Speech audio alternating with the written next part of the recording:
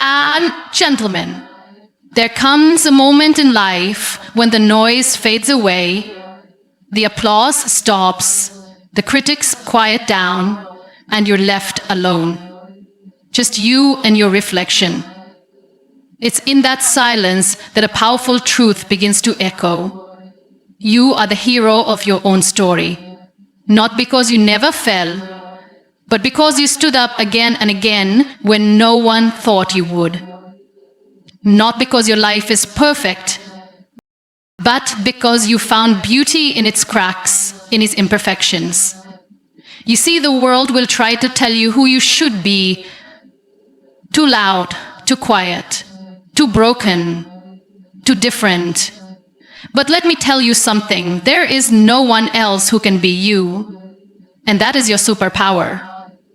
We often wait for someone to save us, to fix the pain, to rewrite the story. But what if you were never meant to be saved? What if you were meant to rise? Even if your story is filled with storms, with sorrow, with silence, it is still yours. And that makes it worth telling. Because every scar you carry is not a sign of weakness. It's proof that you survived. So walk through your story with pride.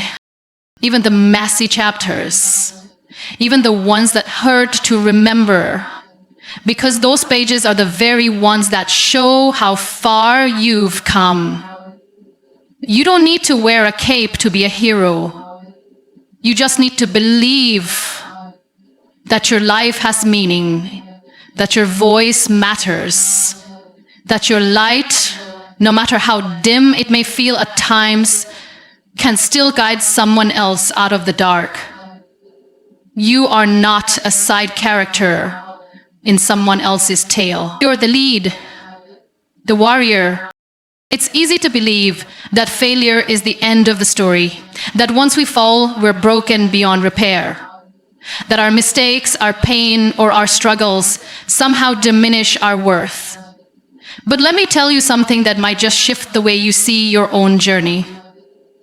Every single one of us falls. Every single one of us breaks. And none of us walk through life without scars. What separates those who merely exist from those who truly live is not the absence of failure, but the courage to rise after it.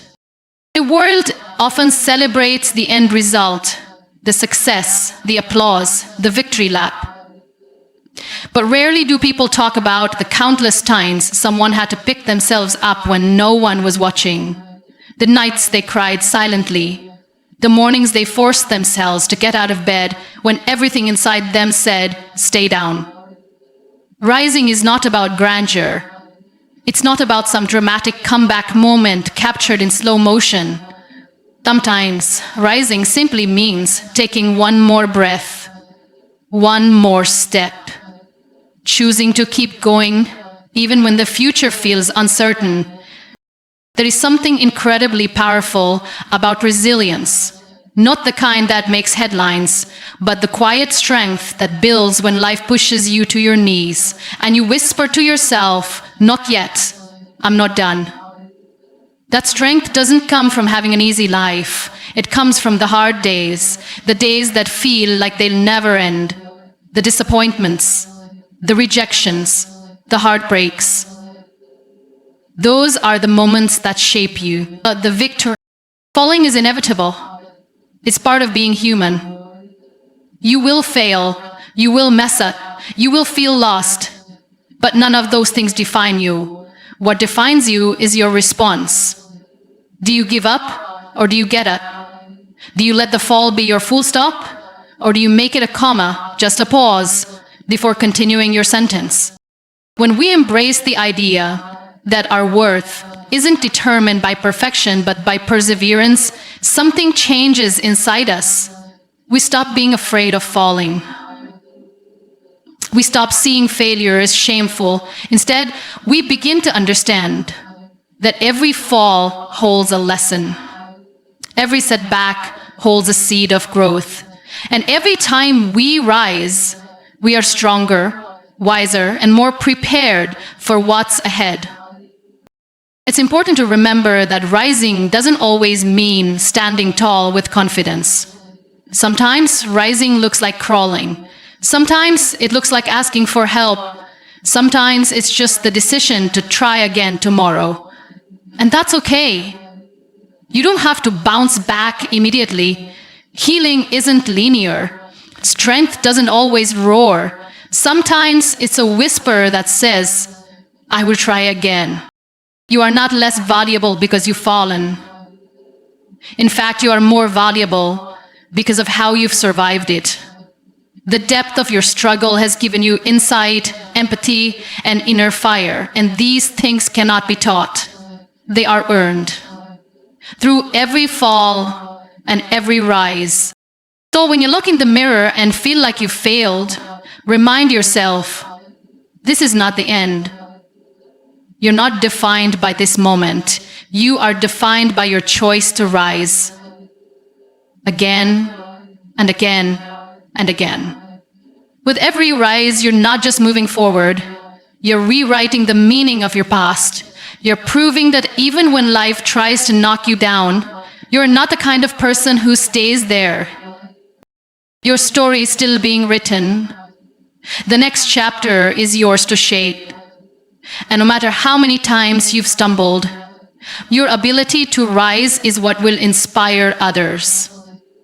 Your resilience is the heartbeat of your strength. So fall, if you must, but promise yourself this, you will always rise. There is power in your story, even in the broken, silent, or painful chapters. We live in a world that often teaches us to hide the parts of ourselves that feel imperfect.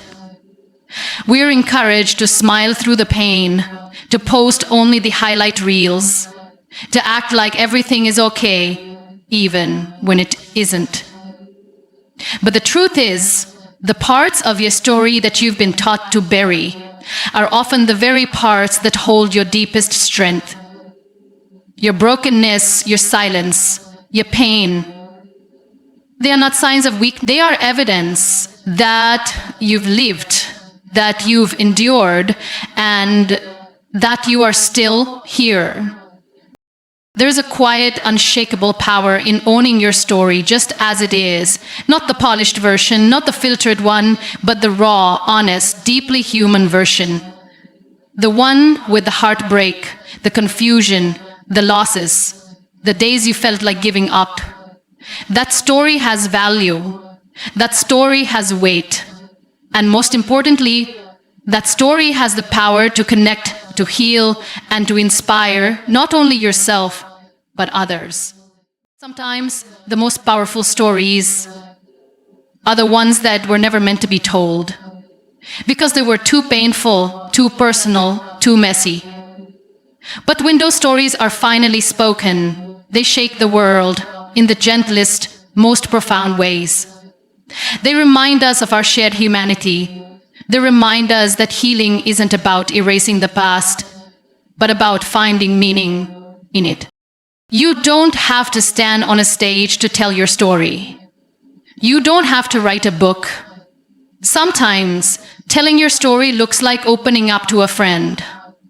Sometimes it means writing a journal entry that no one else will read. Sometimes it's just admitting to yourself that what you went through mattered, that it changed you, and that's okay. Your story is not just a timeline of events, it's the beating heart behind every choice you've made. It's the quiet battles you've fought, the moments you chose hope when everything felt hopeless, the times you showed up when it would have been easier to walk away. And every chapter, no matter how dark, has brought you here. So don't silence your past. Don't be ashamed of what you've survived. Your brokenness does not disqualify you, it qualifies you to speak, to lead, to love deeper, to live fuller. You are not the sum of your scars. You are the strength, that grew from them. There is power in your story, and that power is not waiting for a perfect moment. It's already inside you, quietly shining through your cracks, ready to light the way for you and for others. You are still writing your story, and it is already more powerful than you think. You don't need to be rescued. You were meant to rise. For so long, we've been told that someone will come to save us, a person, a moment, a miracle. That one day the pain will disappear, the weight will lift, and everything will make sense. Because someone or something will show up and fix it all. But the truth is, you are not waiting to be saved. You are waiting to remember who you are. And when you do, you'll realize you were never powerless. You were never broken. You were simply growing through something that was preparing you to rise. It's tempting to believe that strength comes from outside of us, that we need someone to pull us out of the dark, to hold our hand, to fight our battles. And yes, support matters. Love matters. We need people. But even more than that, we need ourselves. We need our own voice to be louder than our fear. We need our own courage to step in when the world goes silent. Because at the end of the day, the one person who will always be with you in every moment, every storm, every victory, and every heartbreak is you. There's something incredibly liberating in realizing that you don't have to wait anymore. Not for permission, not for the right time, not for someone else to tell you you're worthy. You already are. The strength you're looking for isn't coming from someone else's hands. It's already in yours.